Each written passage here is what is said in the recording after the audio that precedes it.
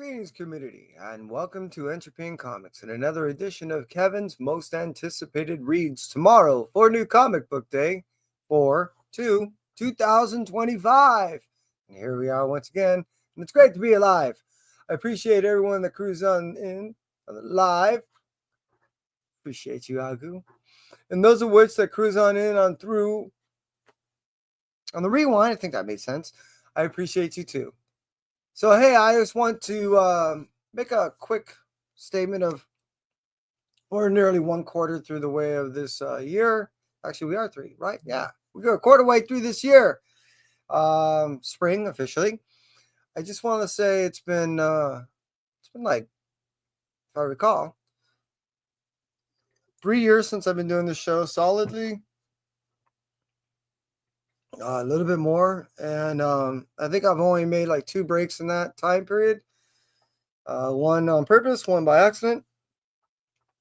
All that stated, I just want to say, look, I've been doing so many of these shows, so many weeks that I kind of forgot one of the reasons why I was doing it, and I really forgot who I was doing it for.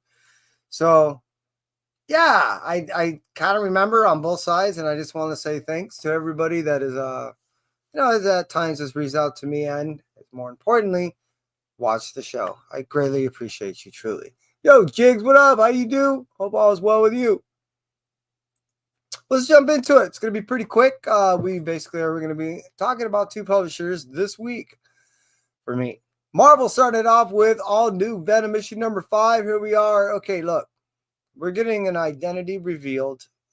This is something that has been leading up to for, since we got out of the last series of Venom. We knew that there was kind of a break with the original symbiote with its original host, and there's been a temporary host for the Venom symbiote. They've been teasing a bunch of possible suspects, which has all been a bunch of smoke and mirrors, because the real identity is not going to tell you. You have to find out tomorrow. Now, it has been leaked out already. Sheesh. Kai ended up telling me Thursday, I think it was, because people on Marvel Rivals game already knew. Seriously. So, yeah, there is a 1 in 25 that'll be out there. It's going to be going for skyrocketing amounts. Not every store received their 1 per store. So I don't know how it's going to work out. Maybe they're going to get more down the road. I really don't know. What I do know is already this thing is selling on the secondary markets for some good amount of money. So if your store ends up initially telling you that they had it for you and then telling you, oops, sorry, we don't have it, well, look for it on eBay because more than likely it'll be there. Don't chase it. I swear in a year's time, more than likely just a month, that thing is going to be selling half of what's going to end up selling for tomorrow. Just saying. All new Venom issue number 5 coming out with the identity revealed. Finally, who the host is for this Venom symbiote. Please don't be angry at Al Ewing. I think he's been doing an okay job so far. Let's just get through this series and see what happens and look back at it the back end as opposed to judging when we see what happens tomorrow. You may just flip out. Moving on from that, let's talk about Wolverine. Issue number 5. Here we are also. Seriously, with a new character. Well, this one's an easy reveal. Ba-ba-ba-da! Seriously. Look for this spoiler variant at your LCS. Now we'll go ahead and give you an idea of that character. Hey, Jag. Hope all is well with you. No. I see how you are. So, yeah, hey, I'm definitely looking forward to getting into the Wolverine thing. It's been not only a pretty good read, in my opinion, so far, but now that they got this new character that looks like it's going to be the ultimate version of the Hulk so far, which they always top themselves every time one comes out, I'm looking forward to this one. This looks fun. Hey, whenever you take Hulk, throw some horns on him, and then catch him on fire, I'm in. So it looks interesting. I'm just saying. All right, moving on from that, which is going to be Wolverine issue number 5 coming out on 4/2/2025. Originally, I wasn't going to get this. The only reason why I got this is because they got the Marvel Rivals. This is skins that Kai has presently used and played with on his game. He recognized it instantly. Yes, it's Luna Snow skins. Can't believe I said it that fast like that. And I'm not necessarily looking forward to totally reading it as much as I'm totally curious of what it's about. Is this whole concert thing? I've been reading some of the stuff that supported it in the past volume with Gwen Stacy and Dazzler and all that ended up happening. Well, I think that was by like issue 5 or 6. Anyways, it was all right, and I understand how they're really trying to introduce this character. But the fact that they're trying to do this concert of champions with Luna Snow and all that, it's gonna be corny. I'm curious more than anything else. I'm just saying. Hey, Rob, hope you're doing well. Well, thank you. Like how you put that. All right, moving on from that. Again, that's the concert of champions, which is officially what it is. And that was the Marvel Rivals version. It was more just for the cover buy, but I'm curious to see what it's going to be. That's coming out, and again, it's a one shot that collects all. Oh, that actually, never mind. I'm all over the place. So that was a concert thing. All right, moving up. Damn. Moving on for the concert thing, let's move over to Immortal Thor issue number 22. We're Loki. Loki has been playing a lot. He's been in all the stuff with the Ghost, Gwen Stacy, Ghost Spider stuff. He's been playing in this, and he's playing in another thing where he has a lot of influence throughout this year on what he's going to be doing. He's going to be in and out of 4 different issues throughout all the Marvel stuff going on. And here, he's been messing with Thor God for the past like 5 issues. It all started when he basically said, look, I'm gonna have to put you through a test. But if you also remember when he was torturing that other Thor, when he went down below and all that venom dripping, stuff like that, he's also been playing back and forth from there, tormenting that character, which we're gonna end up seeing in about 5 or 6 months, if I recall, if all the launches happen when they're supposed to from now. And yeah, Loki has just been causing problems. As much as he's saying he's been the benefit and he's been trying to guide Thor throughout all this stuff as the wheel's been turning and all these new characters have been coming out and he has to defeat and face himself. And we've also been getting an introduction of a kid that wasn't even supposed to exist in a whole nother time zone. There's been so much going on in this thing. It's been interesting, if nothing else, but it's been hard to really see what's going to play a part at what time. There's so many factors and so many elements playing throughout the storyline that it's just like, it's hard to keep it together for myself. I'm reading so many things that there is multiple layers in this onion, and it does seem like we're slowly peeling a couple of layers off. But as we're doing so, we're also seeming like we're adding a couple more layers on. Immortal Thor has been a really interesting read. It's been really heavy. It's been really thick, as I've been saying with this layer thing. And as in 22 issues deep, the first 6 issues got to go ahead and settle a lot of stuff that happened in the past 2 volumes prior. But we set up so much that it's going to seemingly take like another 18 more issues just to even figure out everything that we've built thus far. I've been enjoying the run, but it's been also very, like I said, thick and difficult to get through at times that I just want, I think, a little bit more answers than continuous setup. And that's what it seems like it's just been. It's been good. It's been awesome. And Loki, even an asshole. And I think that's one of the things that's been keeping me there. So I've been enjoying this, nothing else. And I am looking forward to get my hands on Immortal Thor, issue number 22, coming out to me and to you on 4/2, 2025. Let's move off from that and talk about Marvel Rivals, which I was almost starting to talk about. Issue number 1 coming out tomorrow, which is a one-shot that collects all 6 issues from the online version of this story. I'm curious because Kai's been talking about this. I want to see what this thing's all about. He's been playing it. I've been seeing it. I'm curious. I'm trying to settle more curiosity than I am anything else. And more times than not, isn't that what reading is all about? Settling an interest or curiosity, scratching that little itch. For a person that's not even playing the game, you wouldn't believe how much I'm itching on this thing. It sounds like I need some type of flea powder, doesn't it?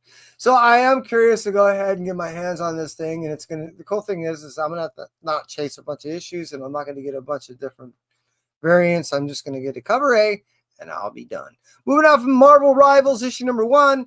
Let's talk about Miles Morales, Spider-Man, issue number 32. Now, Annecy has been messing with Miles for, again, there's another one that's been around 4 or 5 issues that he's been playing with him. And we're now learning how much he's not only been manipulating Miles throughout the, I guess, forever, but we're also seeing him that he's now a proxy, essentially, and he's been pulling a string in this contest of gods. This has been really different in what's been going in the storytelling of Miles. And Cody Ziegler is, if nothing else, always keeping the storyline interesting.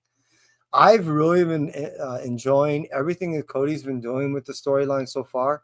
And here we are, issue number 32 coming out, and I've read 30 and a half. I'm halfway 38 through that other one. And yeah, it's just been very, very enjoyable all this time. I mean, we got 5 solid volumes, that we've gone through, volumes, but you know what I mean. Arcs that we've gone through in this, and it's just been, Cody, keep doing what you're doing. I'll keep buying it, and yeah, we'll both be happy. I'm just saying. Miles Morales, this is Spider-Man number 2 coming out to me and you. Hey, Marcus, hope all is well with you. Appreciate being on the show. On 4/2/2025. Let's move on from that and talk about the last Marvel title, which is Spider-Boy, issue number 18. Here we are entering and exiting the third arc of this, entering the end and exiting the third arc. That makes more sense. Of this Spider-Boy series. I've been talking about this thing for well over a year and a half, and yeah, Spider-Boy is pretty awesome. It's now been about 2 years since this character, almost, not about, anyways, since this character has been out, and I thoroughly been enjoying it. This is probably one of the only issues that I will have to say that I know this is almost going to be kind of a filler. This is the only time that I know of in all of this series, of all the issues that they've been doing so far, of all the issues that have been coming out so far in the series, that there's been not an incentive involved. This is just a cover A or a cover B sell. This is the first time that they're actually doing almost like a filler issue. We've already established a bunch of characters in this Rogues Gallery, and there's going to be a lot coming up when we get deep into what's going to happen in the summer with this character. Bailey has just been one of the most awesome characters that Marvel has been putting out, in my opinion, in quite some time.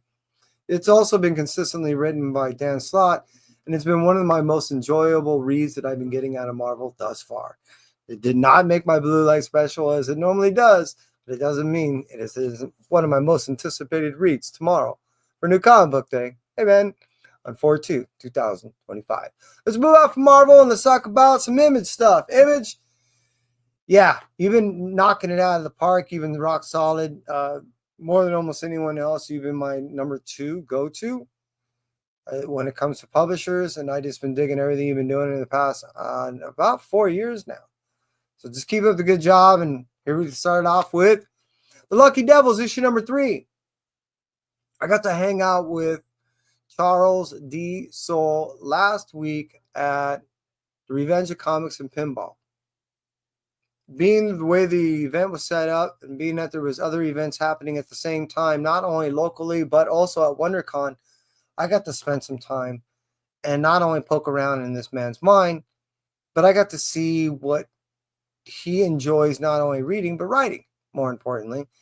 And it was thoroughly enjoyable to see where his direction is and what his intent is, not only as a writer, but for us as readers, and how he wants to deliver his message. I was not privy to go ahead and jump into the series as it released from 8 Billion Genies.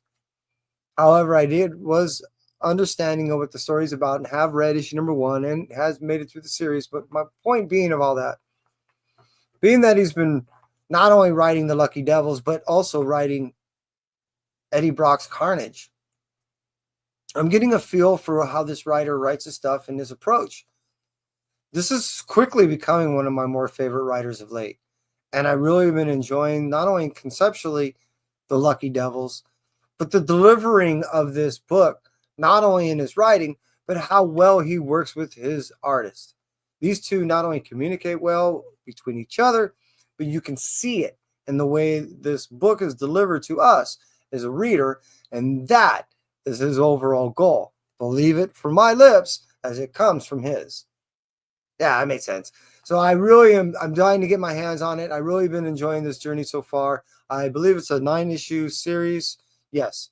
So this is issue number 3 of 9, and that comes out on 4/2/2025. Let's move out from that. Let's talk about Hyde Street, issue number 5.